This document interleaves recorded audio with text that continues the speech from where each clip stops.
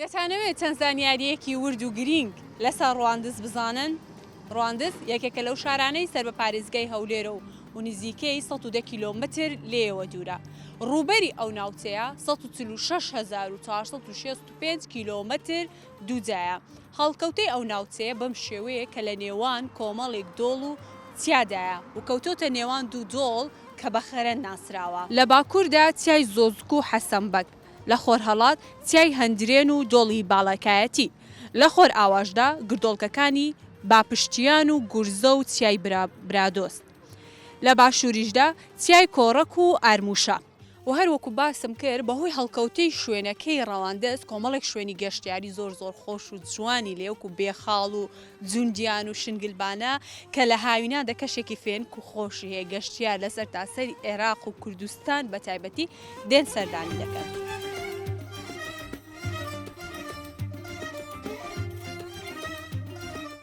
ئایا دەزانی حوزنی موکریانی چێە؟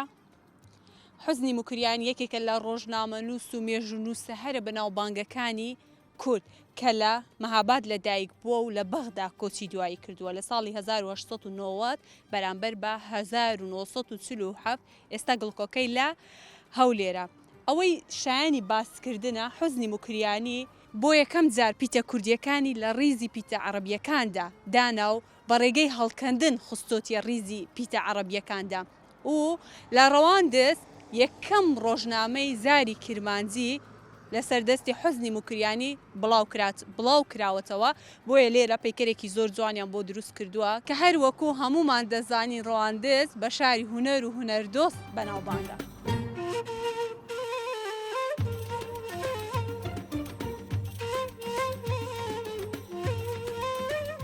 هەر گەشتیارێک ئەگەر سەردانی ڕەواندز بکات بێگومان دەبێت سەردانی تۆپەکەی وەستا ڕەجەب بکاتن کە ئەو تۆپە لە سەردەمی میر موحەممەد کە بە پاشای کۆرە ناسراوە لە 1815 لەلایەن وەستا ڕەجەبەوە دروست کراوە.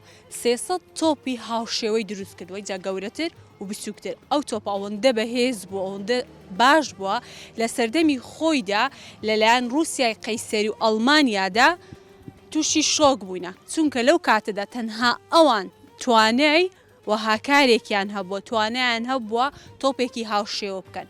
تۆپەکەی وەستا ڕەجەب ئەوەندە بەهێز و بەتوانا بووە کە تاوەکو ئێستا نەتوانراوە کارێکی هاوشێوە دووبارە بکەنەوە و لەو سەردەمەدا هەروەکو باسم کرد تووشی شۆک بووینە دەوروبەر کە کارێکی لەو شێوەیە لە سەردەمی میرنشینێکی کورددا دروست کراوە و ئەنجام دراوە.